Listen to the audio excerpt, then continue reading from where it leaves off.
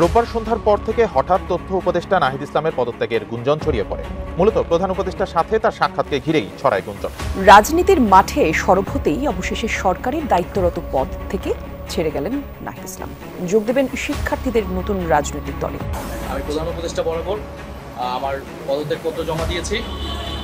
আমার যেই দুটি মন্ত্রণালয় ছিল, তথ্য ও সম্প্রচার এবং ডাক, টেলিযোগাযোগ এবং তথ্য প্রযুক্তি, দুইটি মন্ত্রণালয়ের দায়িত্ব থেকে আমি ইস্তফা দিয়েছি। এছাড়াও এই জুলাই ফাউন্ডেশন, জুলাই শহীদ স্মৃতি ফাউন্ডেশন সহ সরকারের যে সকল কমিটিতে আমি ছিলাম, এই সকল কমিটি থেকে আমি সাথে সাথে একই সাথে ইস্তফা আমার হচ্ছে। মাত্র কিছুক্ষণ আগেই আমাদের বৈষম্য বিরোধী ছাত্র আন্দোলন থেকে উপদেষ্টা পদে মনোনীত হওয়া নাহিদ পদত্যাগ করেছেন। তো তার পদত্যাগ করার পর তার বেশ কিছু ছবি ভাইরাল হয়েছে। পাশাপাশি ডক্টর ইউনূসের সাথে সেই আলিঙ্গন করা বিশেষ মুহূর্ত দেখে অনেকেই কান্নাও করেছেন, অনেকে খুশিও হয়েছেন। আবার পদত্যাগের পর তিনি যে বক্তব্য দিয়েছেন, সেই বক্তব্যটাকে ঘিরেও পজিটিভ নেগেটিভ নানান বক্তব্য আছে। তবে আমরা জানি যে তিনি একটা দলের প্রধান হবার জন্য পদত্যাগ করেছেন। তো দলের প্রধান মানে কি, আগামী দিনের প্রধানমন্ত্রী পদে যাওয়ার জন্য তিনি পদত্যাগ করেছেন।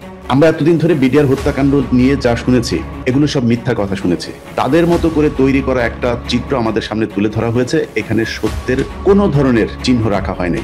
এই পিলখানা হত্যাকাণ্ডের যে 57 জন কর্মকর্তা, আমি নাম বলবো না, এই 57 জন কর্মকর্তার ভেতরেই এই হত্যাকাণ্ডের সাথে পরিকল্পনাকারীও ছিল। তো আল্লাহ কেন এরকম করেছেন সেটা আল্লাহ জানেন। আমি আমার যে অনুসন্ধানটা করেছি সেখানে মূল যে জিনিসটা দেখিয়েছি যে বিডিআর হত্যাকাণ্ড আসলে 57 জন অফিসারকে দিয়ে এটাই শেষ না, এটার চাইতে আরো ভয়ঙ্কর হত্যাকাণ্ড চালানো হয়েছে 3 তারিখের পরে। এই বর্বরতা কোনো সেনা সদস্য করে, সম্পূর্ণটাই তদানীন্তন বিজিবি সদস্য দ্বারা সম্ভব।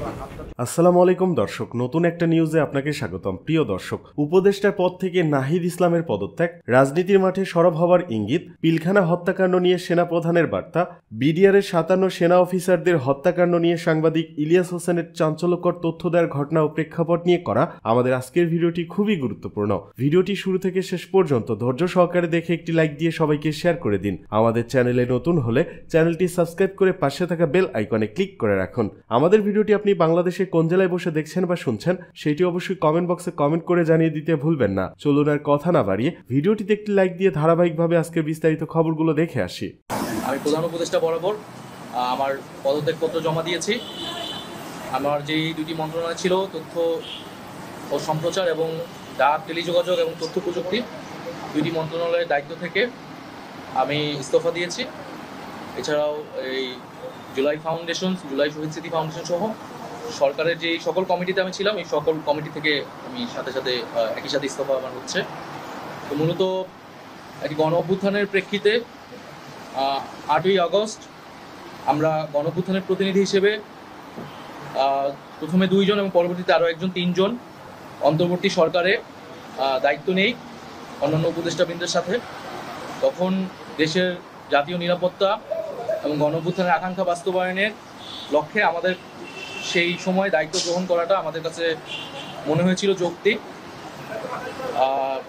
গত 6.5 মাসের প্রেক্ষিতে সরকার কাজ করছে, হয়তো আমরা আশানুরূপ ফলাফল এখনও পাইনি, কিন্তু আমার কাছে মনে হয়েছে যে সরকারের একটা স্ট্যাবিলিটিতে সরকার এসেছে এবং ব্যক্তিগতভাবে সরকারের বাইরে যে দেশের বর্তমান যে পরিস্থিতি, সেই পরিস্থিতিতে একটি রাজনৈতিক শক্তির উত্থানের জন্য আমার রাজপথে থাকা প্রয়োজন, ছাত্র জনতার কাতারে থাকা প্রয়োজন এবং আমরা যে গণতান্ত্রিক পরিবর্তনের আকাঙ্ক্ষা করি, সেই আকাঙ্ক্ষার জন্য এবং আমার যে গণ অভ্যুত্থানে যে ছাত্র জনতা অংশগ্রহণ করেছে সেই শক্তিকে সংহত করতে আমি মনে করেছি যে আমার সরকারের থেকে আমার সরকারের বাইরে রাজপথে আমার ভূমিকা বেশি হবে এবং আমার বাইরে যারা আমাদের সহযোদ্ধা রয়েছেন তারাও এটি চান এবং সেই প্রেক্ষিতে আমি মূলত আজকে পদত্যাগপত্র জমা দিয়েছি। তো গত 6 মাসে আমি আমার জায়গা থেকে চেষ্টা করেছি কাজ করে যাওয়ার। 2টি মন্ত্রণালয়ের বাইরেও অনেক অতিরিক্ত দায়িত্ব আমাদের পালন করতে হয়েছে। আমরা চেষ্টা করেছি এবং মন্ত্রণালয়গুলোতেও আমরা কিছু কাজ করেছি। সেই কাজের ফলাফল হয়তো সামনে জনগণ পাবে। 6 মাস খুবই কম সময়, তারপরও আমি চেষ্টা করেছি আমার কাজ আর ফলাফল সেটা জনগণ মূল্যায়ন করবে। তো আজকে থেকে মূলত আমি সরকারের কোনো দায়িত্বে নেই। এটি মূলত বলার জন্য আপনাদেরকে আজকে আমরা 3টা কোশ্চেন নিব।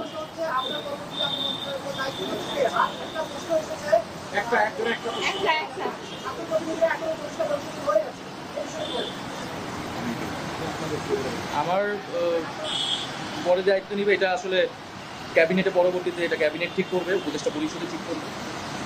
আর আমি আমার জায়গা থেকে মনে করেছি আমার বাইরের প্রয়োজন, বাট এখনও আমাদের গণ-অভ্যুত্থানের আকাঙ্ক্ষা তো বাস্তবায়িত হয়নি। বিচার এবং সংস্কারের যে প্রতিশ্রুতি নিয়ে এই সরকার গঠিত হয়েছিল, ছাত্ররা এসেছিল, সেই প্রতিশ্রুতি পূরণে অন্য যে 2 জন রয়েছে তারা মনে করছে তাদের সরকারে এখনও দায়িত্ব রয়েছে, তারা এখনও সরকারে থেকেই জনগণকে সার্ভ করবে।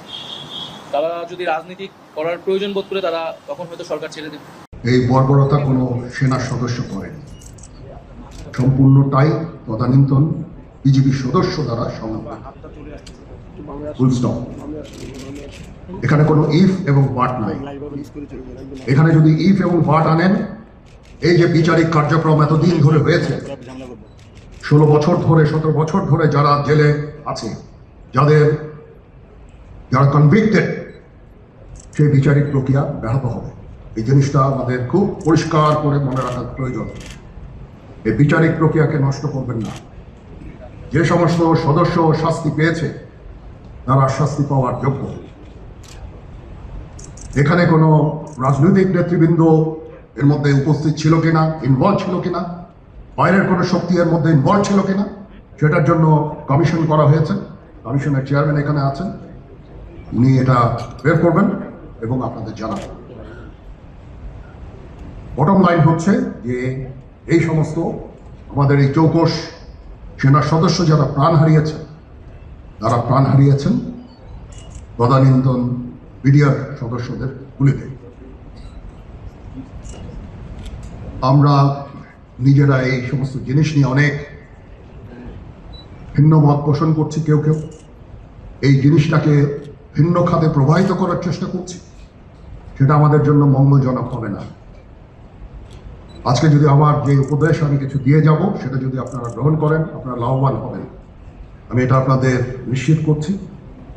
আমরা নিজেরা ভেদাভেদ সৃষ্টি না করি, আমরা নিজেরা ইউনাইটেড থাকি।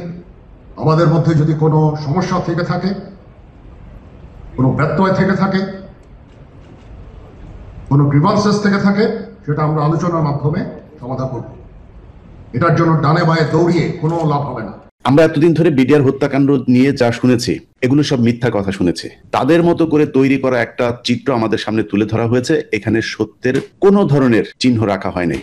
এই পিলখানা হত্যাকাণ্ডের যে 57 জন কর্মকর্তা, আমি নাম বলবো না, এই 57 জন কর্মকর্তার ভেতরেই এই হত্যাকাণ্ডের সাথে পরিকল্পনাকারীও ছিল। তো আল্লাহ কেন এরকম করেছেন সেটা আল্লাহ জানেন। আমি আমার যে অনুসন্ধানটা করেছি, সেখানে মূল যে জিনিসটা দেখিয়েছি যে বিডিআর হত্যাকাণ্ড আসলে 57 জন অফিসারকে দিয়ে এটাই শেষ না, এটার চাইতে আরো ভয়ঙ্কর হত্যাকাণ্ড চালানো হয়েছে 3 তারিখের পরে।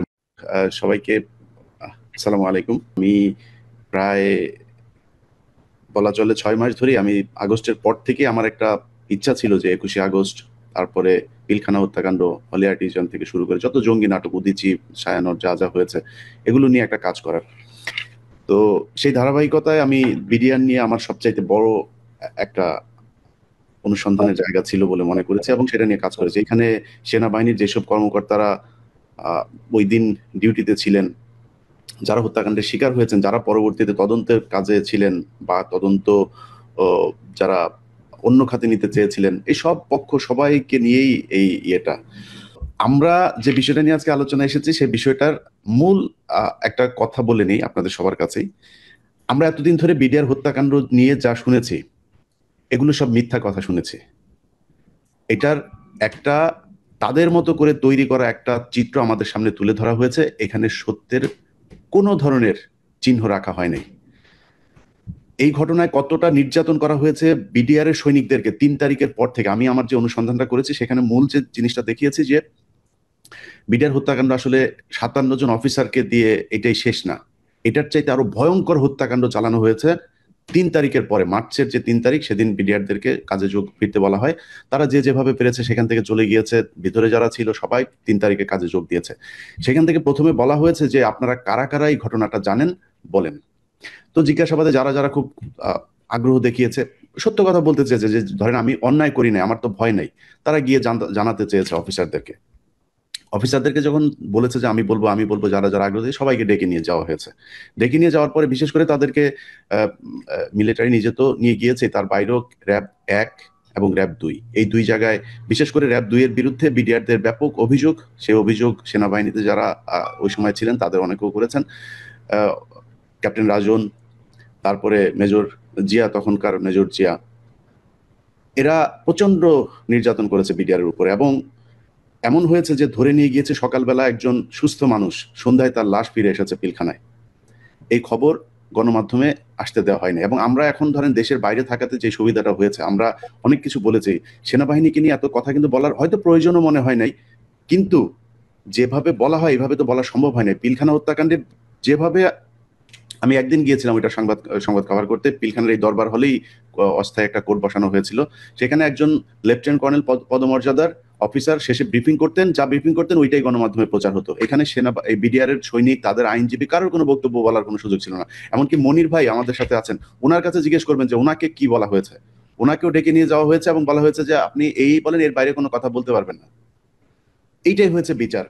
তো এই যে 3 তারিখ থেকে জিজ্ঞাসাবাদ করে নিয়ে যাওয়া, হত্যা করা হলো, এবং সেনাবাহিনীর অফিসারদেরকেও কিন্তু একই কাজ করা হয়েছে। সেনাবাহিনীর যে অফিসাররা আপনার এটার ব্যাপারে তদন্ত করতে গিয়ে আপনার মানে সুষ্ঠু তদন্তটা চেয়েছে, যা ঘটেছে আসলে পিলখানা হত্যাকাণ্ডে সেটা বলতে চেয়েছে, সেটা প্রমাণ করতে চেয়েছে, সেটা উদ্ঘাটন করতে চেয়েছে, তাদেরকে ধরে কাউকে তাপসের উপরে গ্রেনেড হামলা মামলা ফাঁসানো হয়েছে, কাউকে জঙ্গি মামলায় ফাঁসানো হয়েছে, কাউকে বলা হয়েছে যে এরা বিদ্রোহী, এরা কু করতে চেয়েছে, শেখ হাসিনাকে মারতে চেয়েছে, খালেদা জিয়া তারেক রহমানের কাছ থেকে টাকা পয়সা নিয়ে তারপরে সেনাবাহিনীকে ধ্বংস করতে চেয়েছে। আমি যা বলছি সব কিন্তু সেনাবাহিনীর বক্তব্য। আমার এখানে 2 জন সেনাবাহিনীর সিনিয়র কর্মকর্তা আছেন। তো এই যে ঘটনাগুলো ঘটানো হয়েছে 3 তারিখের পর থেকে আমি মনে করি পিলখানা ট্র্যাজেডির শুরু। কারণ আগেরটা আমি কেন কাউন্ট করবো না, কারণ হচ্ছে এই পিলখানা হত্যাকাণ্ডের যে 57 জন কর্মকর্তা, আমি নাম বলবো না, এই 57 জন কর্মকর্তার ভেতরেই এই হত্যাকাণ্ডের সাথে পরিকল্পনাকারীও ছিল। কে ছিল, মারা গিয়েছে, আমি এখন বলতে চাই না, এটা সেনাবাহিনীর 2 জন আছে, ওনারা বলুক, আমি বলবো না। তারাও ছিল। তো আল্লাহ কেন এরকম করেছেন সেটা আল্লাহই জানেন। নিরীহ মানুষ মারা গিয়েছে। এখানে গুলজারের মতো অফিসার ছিল, তারা আমাদের দেশের হার্ট ছিল। এই দেশে এই যে শায়েখ আব্দুর রহমান, তারপরে বাংলা ভাইটা, এগুলোকে যারা জঙ্গি নির্মূলে আসলে বিএনপির সময় যারা কাজ করেছিল তাদের মধ্যে একজন তারা। রৌমারি, পাদুয়া সীমান্তে যারা কাজ করেছে তারা সবাই ছিল এখানে। এবং আপনি যদি দেখেন এই জায়গায় যেই লোকগুলোকে ফাঁসানো হয়েছে সবার উজ্জ্বল অতীত এই বিডিআরে। একজন ডিএডি আছে যে কিনা ওই বছরই জানুয়ারি মাসে সে আপনার বিডিআর এর পদক পেয়েছে। তো বিডিআর এর ভেতরেও যারা খুব ভালো মানুষ ছিল, বিডিআর এর যে ইন্টেলিজেন্স ছিল, সেখান সিকিউরিটি সেল ইউনিট, সেখান থেকেও অফিসার এদেরকে আপনার ডিএডিদেরকে নিয়ে আসা হয়েছে, যাক সুবেদারকে নিয়ে আসা হয়েছে। তো এই যে কাজগুলো করা হয়েছে, আমি মনে করি যে পিলখানা হত্যাকাণ্ডটা সেনাবাহিনী, আওয়ামী লীগ এবং ইন্ডিয়া, এই 3 পক্ষের সম্মিলিত একটা কার্যক্রম যেটার বাস্তবায়ন করেছে পিলখানার ভেতরে। এইখানে ঘটনার পরিস্থিতির শিকার হয়ে কিছু বিডিআর এর সৈনিক জড়িয়ে গিয়েছিল, যারা ঘটনার আসল যেই কনসিকুয়েন্স সেটা না বুঝে এখানে ঝাঁপ দিয়েছিল। কিছু ছিল ওই দিন তারা জড়িয়েছিল, জোর করে তাদেরকে অস্ত্র হাতে তুলে নেওয়া হয়েছে। কাউকে বলা হয়েছে যে আর্মি আসছে, তাড়াতাড়ি আমাদের সবাইকে মেরে ফেলবে। কাউকে বোঝানো হয়েছে যে এই যে সেনাবাহিনীর, এই শেখ হাসিনার কাছে গিয়েছে আমাদের 14 সদস্যের দল, তারা আসলেই বিডিআর আলাদা বাহিনী হয়ে যাবে, আমাদের আর কোনো সমস্যা নাই, আমরা সেনাবাহিনী থেকে আলাদা হয়ে যাব। এটা বুঝিয়ে অনেককে উত্তেজিত করা হয়েছে। তো এই কাজগুলো যে করা হয়েছে এটা খুব সুপরিকল্পিতভাবে করা হয়েছে। আমরা বিডিআর এর যারা এটার সাথে জড়িত ছিল সবার বিচার চাই। আমি এই কথাটা হয়তো অনেকের মধ্যে মনে হতে পারে যে আমরা শুধু সেনাবাহিনীর বিরুদ্ধে বলছি, সেনাবাহিনীর অবশ্যই কেউ জড়িত ছিল। এই সেনাবাহিনীর অফিসাররাই চাকরিচ্যুত হয়েছে। এই যে আমার এখানে যে 2 জন আছে তারাও কিন্তু বিডিআর এর ঘটনায় কোনো না কোনো ভাবে আপনার ক্ষতিগ্রস্ত হয়েছে। মেজর সুমন আছেন, মেজর সোবায়েল আছেন, মেজর মহসিন আছেন, অনেক অফিসার, 3 জন অফিসারকে হত্যা করা হয়েছে, সেনাবাহিনীর অফিসারকে একদম পরিকল্পিতভাবে হেলিকপ্টার ক্র্যাশ করে তারপর তাদেরকে মারা হয়েছে। তো এই যে কাজগুলো করা হয়েছে, সেনাবাহিনীর সবাইকে আমরা ঢালাওভাবে খারাপ বলবো সেটা বলা কোনোভাবেই সম্ভব না। আমরা সেনাবাহিনী যারা ছিল তাদের বিচার চাই, বিডিআর যারা ছিল তাদের বিচার চাই। আমরা সুষ্ঠু একটা তদন্ত চাই, যেই তদন্তটা হাসিনা পরবর্তী সরকারকে করতে হবে। হাসিনার আগে যে বিচার হয়েছে সেই বিচারটা ঠিক মতো হয় নাই। এটাই বিচারের প্রতিটা পরতে আপনার যদি নাকি অনুসন্ধান করা যায় তাহলে খুঁজে পাওয়া যাবে। আমি যে অনুসন্ধানটা করেছি সেটা ইনশাল্লাহ 25 তারিখে রাতে বাংলাদেশের মানুষ দেখবে। দেখার পরে বাংলাদেশের মানুষকে বোঝানোর দরকার নাই যে এই ঘটনাটা আসলে কারা ঘটিয়েছে। আমি মনে করি যে তারপরে একটা ব্যাপক আবেদন উঠবে যে আমরা এই বিচার আবার চাই, পেছনে যে বিচার হয়েছে সেই বিচার আমরা মানি না। আপনারা যদি মনে করেন যে বিডিআররা 16 বছর জেলখানায় ছিল, তারা সুশৃঙ্খল একটা বাহিনীর সদস্য, তারা বের হয়ে তারপরে কোনো বড় ধরনের নাশকতা করতে পারে, আপনারা তাদেরকে আটক করে রাখেন। যাদেরকে মনে হয় যারা নিরাপত্তার জন্য হুমকি মনে হয় তাদেরকে আটক করে রাখেন, কিন্তু এইটা মনে করার কোনো কারণ নাই যে শেখ হাসিনা যাকে ফাঁসি দিয়েছে সে হচ্ছে বিরাট বড় আসামি। আমি আমার অনুসন্ধানে দেখিয়েছি যে কিভাবে ফাঁসির আসামি যারা তারাই আসলে তাদের মধ্যেই অনেকে আছে যারা কিনা একদম নির্দোষ, তাদেরকে পরিস্থিতির মধ্যে ফেলে দিয়ে তারপর এটা করা হয়েছে। তো এই বিষয়গুলোর কারণে আমি আমার এখন মূল দাবি যে আমরা পিলখানা হত্যাকাণ্ডের এটা সুষ্ঠু তদন্ত চাই, এবং এটার সাথে শুধু যে বিডিআরের পরিবারের জড়িত বা আর্মির পরিবার জড়িত তা না, এটার সাথে বাংলাদেশের ভবিষ্যৎ জড়িত, বাংলাদেশের সার্বভৌমত্ব, স্বাধীনতা এগুলো জড়িত। এটার বিচার করা গেলে ভবিষ্যতে ভারত বাংলাদেশ এ ধরনের কর্মকাণ্ড করতে গেলে তারা চিন্তা করবে, এবং আওয়ামী লীগের মতো কোনো রাজনৈতিক দল যদি ভবিষ্যতে এরকম করার চেষ্টা করে বা সেনাবাহিনীর যেসব অফিসাররা এটার সাথে জড়িত ছিল তারাও যেন ভবিষ্যতে করতে না পারে, দৃষ্টান্তমূলক শাস্তির ব্যবস্থা করা হোক। নাহিদ ইসলাম পদত্যাগ করলেও সরকার নিরপেক্ষ থাকবে না, মন্তব্য নাসির উদ্দিনের। বাংলাদেশ জাতীয়তাবাদী ছাত্রদলের সাধারণ সম্পাদক নাসির উদ্দিন নাসির আজ মঙ্গলবার এক ফেসবুক পোস্টে নাহিদ ইসলামের পদত্যাগ প্রসঙ্গে তার মন্তব্য জানিয়েছেন। নাসির উদ্দিন বলেন, জনাব নাহিদ ইসলাম সরকার থেকে পদত্যাগ করে নতুন দলের দায়িত্ব গ্রহণ করবেন। নতুন পথ চলায় তাকে অভিনন্দন জানাচ্ছি। আশা করি তার নেতৃত্বে যে রাজনৈতিক দল গঠিত হবে তারা দেশের স্বাধীনতার সার্বভৌমত্বের প্রশ্নে আপোষহীন এবং গণতান্ত্রিক মূল্যবোধের উপর অটল থাকবে। নাসির উদ্দিন আরও বলেন, নতুন রাজনৈতিক দলের প্রতি আমাদের আহ্বান থাকবে তারা যাতে ভবিষ্যতে ফ্যাসিবাদী রাজনৈতিক চেতনা, স্বাধীনতা ও মুক্তিযুদ্ধ বিরোধী গোষ্ঠীগুলোর অপতৎপরতা এবং গোপন তৎপরতার রাজনীতির বিরুদ্ধে সোচ্চার থাকে। এদিকে হাসিনার নেতৃত্বে পিলখানায় 2 দিন ধরে চলে হত্যাযজ্ঞ, মন্তব্য মির্জা ফখরুলের। সাবেক প্রধানমন্ত্রী শেখ হাসিনার নেতৃত্বে আওয়ামী লীগের যোগসূত্রে 2 দিন ধরে পিলখানায় হত্যাযজ্ঞ চালানো হয় বলে অভিযোগ করেছেন বিএনপি মহাসচিব মির্জা ফখরুল ইসলাম আলমগীর। মঙ্গলবার সকালে জাতীয় শহীদ সেনা দিবস উপলক্ষে রাজধানী বনানীতে সামরিক কবরস্থানে পিলখানায় শহীদ সামরিক কর্মকর্তা ও সদস্যদের কবরে পুষ্পস্তবক অর্পণ শেষে তিনি কথা বলেন। মির্জা ফখরুল বলেন, এই দিনটি সেনাবাহিনীর জন্য কালো দিন। সেনাবাহিনীর শত্রুরা সেদিন 57 জন চৌকস সেনাকে হত্যা করে। তাদের উদ্দেশ্য ছিল দেশের নিরাপত্তা ব্যবস্থা নষ্ট করে দেওয়া। তিনি বলেন, এই দিনটাকে জাতীয় দিবস করায় আমরা সরকারকে ধন্যবাদ জানাই। নিহত সেনা সদস্যদের স্বজনদের প্রতি সমবেদনা জানাই। উল্লেখ্য, 2009 সালের 25 ও 26 ফেব্রুয়ারি বিডিআরের ঢাকার পিলখানা সদর দপ্তরে বিদ্রোহের নামে তৎকালীন বিডিআর মহাপরিচালক মেজর জেনারেল শাকিল আহমেদ সহ 57 জন সেনা কর্মকর্তা সহ মোট 74 জন নিহত হন। বাংলাদেশের ইতিহাসে বিভীষিকাময় ও শোকাবহ এই দিনটি প্রথমবার জাতীয় শহীদ সেনা দিবস হিসেবে রাষ্ট্রীয়ভাবে পালন হতে যাচ্ছে। রোববার মন্ত্রিপরিষদ বিভাগ থেকে জারি করা এক পরিপত্রে সরকার প্রতি বছর 25 ফেব্রুয়ারিকে জাতীয় শহীদ সেনা দিবস হিসেবে পালনের ঘোষণা দেয়।